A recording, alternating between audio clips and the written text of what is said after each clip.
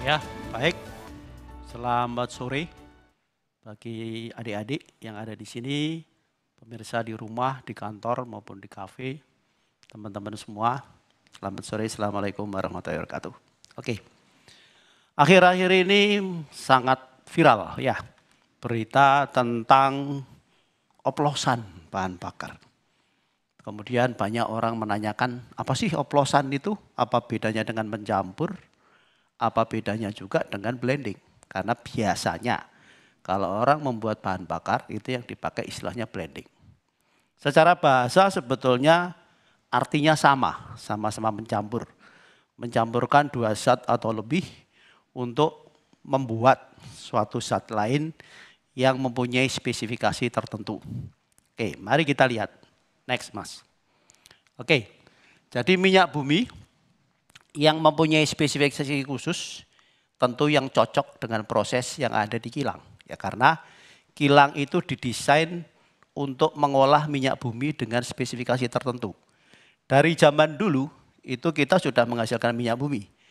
Minyak bumi kita sulfurnya rendah. Jadi kalau dijual di harga pasaran internasional harganya tinggi. Karena itulah kebijakan dari dulu, dari zaman Pak Karno dulu, minyak bumi kita itu diekspor. Dan waktu itu volume yang diekspor lebih banyak dibandingkan dengan yang diimpor. Karena harganya mahal, kemudian kita beli minyak bumi yang kualitasnya lebih rendah untuk diolah di kilang kita. Jadi kilang kita itu lebih cocok untuk minyak bumi dari Timur Tengah, bukan minyak bumi yang dihasilkan dari Indonesia saja. Indonesia ya, maaf. Nah, di kilang itu apa yang dilakukan? Pertama adalah proses destilasi, yaitu mendidihkan minyak bumi tadi pada temperatur tertentu. Tentu yang pertama keluar adalah gas, metana, kemudian LPG gitu ya. Kemudian berikutnya yang keluar adalah nafta. Jadi bukan bensin, bukan pertalite, bukan pertamak atau pertamak turbo, bukan, tapi nafta. Kalau prosesnya adalah destilasi tadi, nafta yang dihasilkan namanya low octane mogas komponen. Oktannya antara 80 sampai dengan 90. Apa itu oktan? Oktan adalah ketahanan dari bahan bakar untuk tidak berdetonasi. Detonasi itu yang menimbulkan suara ngelitik, kemudian bisa menghilangkan daya yang dibangkitkan, dan tentu punya potensi merusakkan mesin. Misalnya pistonnya bolong, kemudian connecting rod yang bengkok, kalaupun patah nanti nembus ke blok mesin, dan sebagainya. Ya, nah, karena adanya RON ini, maka kemudian orang membuat mesin juga yang sesuai dengan RON yang akan dipakai. Jadi kalau misalnya RON-nya cuma 90 atau RON-nya cuma 88 waktu itu ketika ada premium, maka mesinnya yang digunakan adalah yang kompresinya antara atau di bawah 9. Kemudian muncul Pertalite yang RON-nya 90, maka itu cocok untuk kendaraan yang kompresinya adalah antara 9 dan 10. Ya. Nah, kemudian kalau kilang ini punya proses hydrocracking, maka kilang ini akan bisa menghasilkan low octane mogas komponen dengan RON antara 90 sampai 95. Jadi misalkan Pertamax yang 92 bisa dibuat di sini, tapi biasanya tidak single. Dia pasti akan mencampur, kenapa? Karena dalam spesifikasi migas itu tidak hanya RON, tapi ada parameter lain seperti massa jenis, seperti viskositas, seperti kadar sulfur dan sebagainya. Yang semua itu harus cocok karena masing-masing parameter yang ada di spek migas itu akan berpengaruh terhadap kinerja mesin. Kalau kemudian kilangnya mempunyai reforming, maka dia bisa menghasilkan namanya sekarang high octane mogas komponen atau HOMC. Punya oktan antara 95 sampai dengan 105. Demikian juga kalau punya isomerisasi, maka nafta yang dihasilkan bisa 105 sampai 115. Tapi tidak semua kilang di kita mempunyai proses itu. Kemudian ada proses khusus di mana bisa menaikkan lagi oktannya antara 115 sampai 120. Jadi misalkan kita akan membuat bahan bakar Pertamax seperti yang diributkan sekarang ini, ya. Maka itu adalah akan dilakukan blending. Misalnya antara RON 90 dengan RON 95 dengan perbandingan tertentu. Taruhlah misalnya 60/40 sehingga ketemulah RON 92.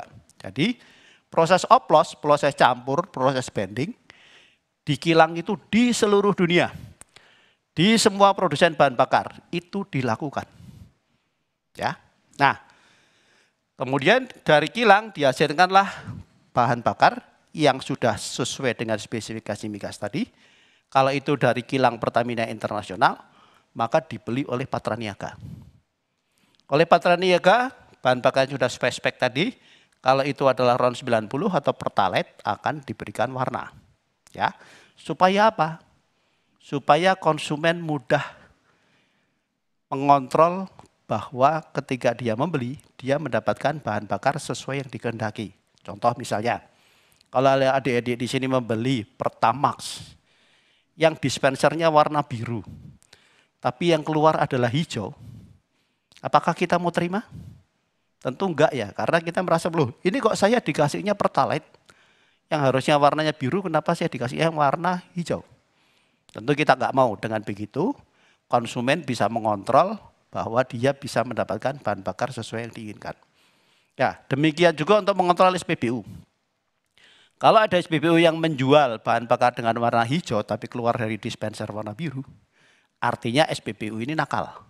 Dia menjual bahan bakar yang tidak sesuai dengan apa yang harusnya dia jual. Baik. Nah, kemudian kalau dia bensin RON 92 atau Pertamax, selain diberi warna biru, ada lagi tambahannya, yaitu aditif paket deterjen. Demikian juga di Pertamax Turbo. Maka dia diberikan warna merah dan aditif juga paket deterjen. Dan itu dilakukan di terminal bahan bakar minyak. Nah, apakah kita tidak boleh melakukan blending atau mencampur di terminal bahan bakar minyak? Boleh. Contohnya apa? B40 atau yang kita kenal dengan solar subsidi. Maka B0 atau solar 48 dicampurkan dengan 40% biodiesel, dilakukannya di terminal bahan bakar. Karena biodieselnya disuplai dari pihak luar. Next, Mas. Nah, ini adalah contoh penggunaan aditif deterjen. Paket aditif deterjen ini punya fungsi seperti yang kita lihat di sini, menjaga katup isap supaya tetap bersih, menjaga injektor tetap bersih, mencegah terjadinya penurangan daya, mencegah terjadinya pemborosan bahan bakar, mencegah peningkatan emisi gas buang, dan menjamin bahwa mesin itu aman untuk dioperasikan. Kalau kita tidak menggunakan paket deterjen, maka yang terlihat adalah di sini. Jadi katupnya akan banyak kerak seperti ini. Kalau ini kebetulan adalah katup kondisi baru, yang gambar yang ketiga adalah kondisi katup dengan aditif, keraknya tipis saja, sedangkan yang tanpa aditif adalah seperti yang gambar yang paling kanan. Ya. Fungsinya ada di mana? Di sini. Jadi katup itu adalah tempat di mana dia akan membuka atau menutup campuran bahan bakar yang akan masuk ke ruang bakar. Seandainya banyak kerak seperti ini, maka campuran bahan bakar dan udara akan terganggu untuk masuk, tertahan. Sehingga akibatnya dayanya berkurang. Jadi kalau misalkan benar dugaan bahwa Pertalite yang RON 90 itu dicampur dengan Pertamax ya RON 92. Kalau 50-50 menjadi RON 91. Maka mestinya yang terjadi adalah masyarakat bisa merasakan bahwa tarikan kendaraannya menjadi berat. Konsumsi bahan bakarnya boros. Ya, pasti itu akan bisa dirasakan. Yang tadinya mungkin membeli bahan bakar full tank bisa seminggu, kok sekarang cuma 5-6 hari ya, gitu. Enggak seperti biasanya. Next, Mas. Bagaimana kalau misalnya oplosan itu dilakukan atau pencampuran seperti yang dituduhkan Kejaksaan Agung itu dilakukan oleh Pertamina? Maka yang terjadi seperti ini. Jadi karena di dalam Pertamax itu ada aditif deterjen, di Pertalite tidak ada. Maka kalau dosisnya kurang, yang terjadi akan seperti ini. Jadi titik yang pertama yang paling kiri adalah ketika dia tidak menggunakan aditif. Ketika kemudian aditifnya ditambah sekitar mungkin 55, maka bukan turun, tapi malah naik. Ya, kalau kita tambahin lagi menjadi sekitar 130, mungkin dia akan turun seperti garis kuning. Kemudian ditambahi lagi menjadi sekitar 180, akan ke titik yang ketiga, yang biru. Kemudian yang terakhir akan menjadi yang paling kanan. Jadi kalau kita lihat di sini, tanpa aditif keraknya cukup banyak. Dengan aditif tapi kurang dosisnya, keraknya tambah banyak. Dengan aditif yang dinaikkan dosisnya, keraknya mulai sedikit. Dengan aditif yang optimum, keraknya makin sedikit. Jadi seandainya itu terjadi, berarti antara tahun 2018 sampai dengan tahun 2023, mestinya banyak masyarakat yang mengeluhkan, kok kendaraan saya sekarang menjadi tidak enak. Tapi apakah kita dengar berita tentang itu? Next, Mas. Oke, bagaimana dengan pewarna tadi? Jadi bahan dasarnya dari bahan bakar itu adalah warnanya kuning bening. Tapi tidak selalu kuning muda. Karena tergantung dari crude oilnya, tergantung dari minyak buminya. Kadang kita dapat kuning muda, kadang kita dapat kuning tua. Pewarnanya antara Pertalite dan Pertamax sama-sama warna biru. Kenapa? Karena kalau ingin mendapatkan hijau, kuning harus dicampur dengan biru. Jadi seandainya warnanya kuning muda, pewarnanya biru, maka kita akan dapat hijau kebiruan atau biru muda. Kemudian kalau kebetulan bahan dasarnya adalah berwarna kuning tua, dicampur dengan pewarna biru, maka kita akan dapat warna hijau. Ketika warnanya adalah menjadi biru muda, kemudian viral di video bahwa ada orang mengisi 2 botol kaca, diisi 1 Pertalite, diisi 1 Pertamax. Ya. Lalu ketika yang didapat adalah, ini kok warnanya sama? Nah itu adalah karena bahan dasarnya bisa jadi asalnya warnanya berbeda-beda, tergantung dari crude oil yang diproses. Ya. Nah, jadi mestinya kalau selama 5 tahun itu terjadi pengoplosan, maka masyarakat sebagian pasti akan mengenali warnanya. Ya, biru muda ketemu sama biru tua, pasti akan cenderung biru memang. Tapi kinerja dari kendaraannya pasti akan terasa. Jadi di sini bisa dilihat bahwa warna adalah sebagai penanda jenis bahan bakar tertentu. Sebagai alat kontrol bagi konsumen untuk kepastian mendapatkan bahan bakar sesuai dengan yang dia kehendaki. Demikian juga sebagai alat kontrol agar SPBU memang menjual bahan bakar sesuai dengan warna dispensernya. Tapi ingat bahwa warna tidak mempengaruhi atau mengubah spesifikasi bahan bakar. Ya.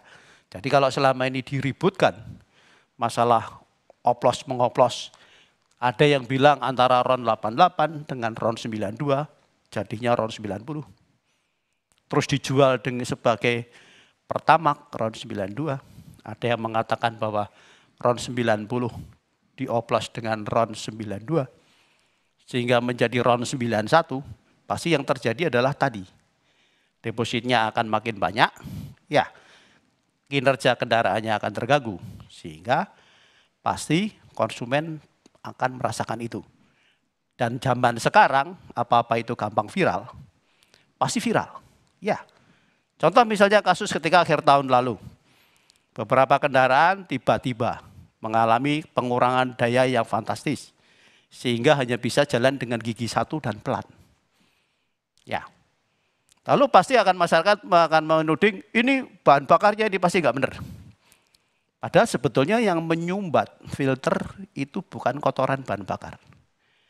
Itu adalah lapisan anti karat yang ada di tangki yang larut. Ya, contoh lain adalah misalnya ketika di Bekasi terjadi ada SPBU yang menjual Pertalite dan ditambahkan warna biru. Sehingga warnanya menjadi biru. Itu sebentar saja ketahuan, ya, atas pengaduan masyarakat. Demikian juga ketika ada sopir truk tangki yang nakal. Dia mengambil sebagian bahan bakar yang diangkut pada truk tangkinya, lalu supaya transaksi di SPBU-nya tetap volumenya sama dia diisi dengan air. SPBU-nya nggak tahu kalau bahan bakarnya tercampur air, ya diterima saja. Tapi begitu ada konsumen mengisi di situ dan keluar dari SPBU, kendaraannya mogok. Lalu orang pasti tudingannya bahan bakarnya ini nggak benar, gitu ya. Kemudian diselidiki ternyata memang ada air di dalam tangki bensinnya. Tapi SPBU yang juga menjadi korban tadi mau melayani masyarakat untuk menguras tangkinya, mengisi dengan bahan bakar yang tidak terkontaminasi dengan air. Jadi rasanya 5 tahun kejadiannya terpotong dengan COVID 2 tahun ya. Kok sampai tidak ada berita apapun? Benar enggak? Oke, baik, terima kasih. Saya kembalikan ke Mbak Ilona.